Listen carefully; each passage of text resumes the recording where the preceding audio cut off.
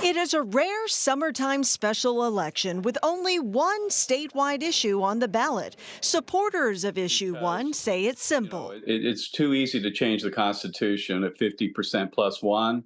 It should be difficult. What would issue one do? It would raise the threshold for passing constitutional amendments in Ohio. Since 1912, it's been a simple majority, that is 50% plus one. Passage of issue one would require 60% of the vote. Too many Ohioans don't even know that there's a special election or that the issue is so important. It's why opponents of issue one would permanently remove our rights from the Ohio Constitution. Have now launched a $1.1 million ad campaign for an issue that could have profound impacts on matters like abortion rights, legalizing recreational marijuana, and raising the minimum wage. So why the August special election? Republican Secretary of State Frank LaRose admitted last month, quote, "This is 100% about keeping a radical pro-abortion amendment out of our Constitution." Last week, abortion rights advocates turned in 710,000 signatures, nearly twice the requirement to put abortion rights on the November ballot. And we're really concerned that if this passes, only well-financed groups will be able to bring ballot initiatives to the people and win. Because currently, petitioners need to get enough signatures from 44 counties. Issue one would require them from all 88 Ohio counties. Therefore, policy issues like abortion, marijuana, gambling, all these other things should be left to the state legislature to decide. That was Lena Lai reporting, and issue one is not just about abortion. The Ohio Restaurant Association and Ohio Chamber of Commerce are supporting issue one to block proposed increases to state minimum wage. Early voting starts at 8 a.m. One ends majority rule in Ohio, undermining the sacred principle of one person, one vote. Chances are that ad looks very familiar. A group opposing issue one in next month's special election paid for the ad to run on NBC4 and other TV and radio stations around Ohio. NBC4 Investigates continues its project to hold our political advertisers accountable. And our Jamie Ostroff is here to fact check the claims you see in that ad. Yeah, first let's talk about what this ad is all about, right? Issue one would increase the percentage of votes needed for Ohioans to amend the state constitution from a simple majority to 60%. It is the only item on the ballot in this special election that is just over a month away. These documents protect our fundamental freedoms. One person, one vote, a group formed specifically to campaign against issue one, dismantling an image of the Ohio Constitution in its 30-second ad. A metaphor for what the group says will happen if issue one passes in August. I went over it with a fine-tooth comb. Steve Steinglass, Dean Emeritus at Cleveland State's Law School, literally wrote the book on Ohio's Constitution. I asked him about the claims you hear in the ad. Issue one would permanently remove our rights from the Ohio Constitution. Permanently is a strong word, but I think it significantly undercuts the use of the initiative and significantly undercuts the use of the constitutional amendment process. Steinglass points out that Ohioans could hypothetically repeal the rules set by issue one by voting on another constitutional amendment. But under those rules, it would be much more difficult than it is now, because according to the ad, issue one ends majority rule in Ohio. It does end majority rule. Issue one would require support from 60% of Ohio's voters to pass an amendment to the state constitution. Currently, 50% plus one vote, a simple majority, is necessary. And finally, handing corrupt politicians and special interests more control. So when we say special interests or the interests, we're talking about moneyed people. Under our current law, to get a constitutional amendment on the ballot, petitioners need to collect signatures from 44 of Ohio's 88 counties. Issue one proposes changing that to all 88 counties. Making it far more difficult, far more expensive to put an item on the ballot. And again, supporting the point made earlier that the initiative, while still on the books if issue one passes, will probably be accessible only by we won't call them special interests, we'll call them well-endowed entities. Now, proponents of Issue 1 argue Ohio's Constitution should be harder to amend. According to Steinglass, 71 constitutional amendments have been on the ballot since Ohio's Constitution was ratified in 1912. Voters passed 19 of that 71. All right, thanks, Rachel. A fundamental change to the Ohio Constitution will be on the ballot in a special election coming August 8th. Yeah, there's a bit of confusion around just what Issue 1 is calling for.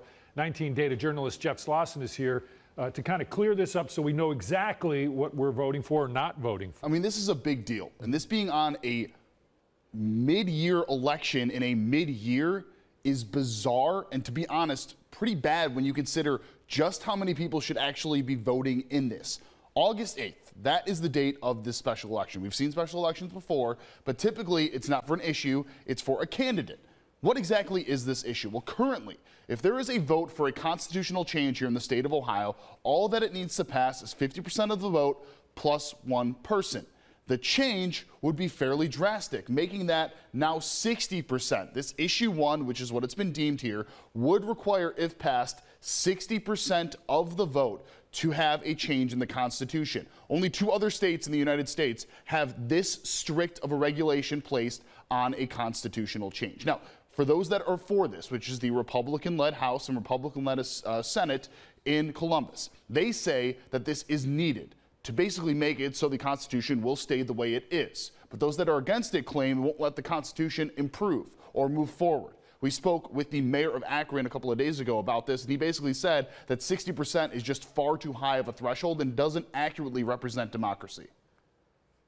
That 60% in that 88 counties seems like a too high of a threshold to be able to change the Constitution on. Going from majority rule to 60% rule, that's pretty significant of a change. So let's put it in terms of an actual issue. Think abortion, for instance, which is something that is anticipated to potentially go on the ballot for a constitutional change. If nothing changes right now, 50% of the vote could either vote yes or no. Now, if there were to be some sort of a change in the future, and if Issue 1 would pass, it would take a 60% majority to have abortion rights brought back into the state. That is where the issue is for many people. Big time issues like that go against the Constitution in the state of Ohio basically would not see a change. All right, so there's 2 parts to this. Let's just get to that second part really quickly here. You have that 60% vote to change the Constitution. That last part is actually, if you want to bring up an issue to even get debated and potentially voted on for the Constitution, you need to get 5% of voter signatures from 88 counties, every single county in the state. Currently, you only need that from 44 counties. So basically everything that Issue 1 would do would make it incredibly difficult for any changes to happen in the Constitution. How will it go? Well, we will find out. April 8th, that is the official day of the special election. You can start early voting come next week. Jeff Slauson, 19 News.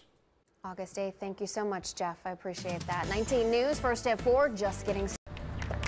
Less than 30 minutes ago, polls closed for the first day of early voting, and this was the scene at most polling locations. Long lines. Dozens of voters went out to vote in the August special election. 10 TV's Tara Jabor spoke to early voters today and Democratic leaders who held a rally against Issue 1. Early voting kicked off today for the August special election, and officials here in Franklin County tell us they expect about 20% of registered voters to come out and participate in this election. Democratic leaders stood together outside the Franklin County Board of Elections. They all want one thing: for people to vote no on Issue 1.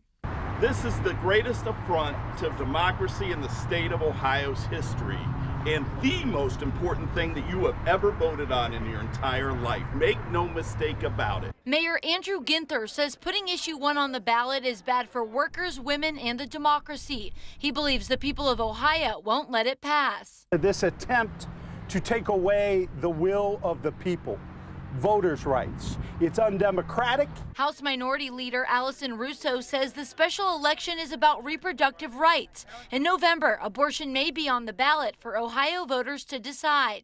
They are counting on voters being asleep on this issue, but I actually believe that voters are paying attention, and you see that here. Several people showed up on the first day to vote to ensure they're able to have their voice heard. I'm passionate about this issue because I'm passionate about democracy and about voting, and that everyone has an equal say in what goes on in their government. Others told us they came out to vote today to protect the weight of their vote. I think this issue one, I think, is kind of a way that I think legislatures try to take over and take away our vote. And so I'm voting no on issue one. And early voting hours here at the Franklin County Board of Elections goes from 8 a.m. to 5. And then the week before the election, they do have extended hours. Reporting in Franklin County, Tara Jabor, 10 TV News. Well, tonight, the chairman of the Ohio GOP is encouraging Republicans to vote early. Alex Triantafilo says he already voted on issue one this morning. He says raising the voter threshold will protect Ohio's Constitution from special interests. Tonight, he's responding to those who think issue one is in response to the potential abortion measure on November's ballot. If you think this is only about one issue, I think you should stop and listen to what we've said. And I think if the abortion question weren't at issue, I think we would frankly have widespread support for what is just a very common sense, good government measure to protect the foundational document of the state. Triantafilo says if voters want to amend the state constitution, they should need broad support to do so. Ohio Senator J.D. Vance is encouraging everyone to vote yes on August 8th. He says it's not about abortion. It might be abortion next year. It could be legalization of drugs the year after that. It could be a particular corporate practice the year after that. It could be another social policy or a school policy the year after that. The way that we do things in Ohio, I think, is that we let our elected legislative representatives, they make most of the public policy. And then when we have a very strong sense of an issue and we can get 60% of us to come behind it, then of course we can let our voices be heard through the constitutional referendum process. Vance says he thinks issue one is about protecting the Constitution.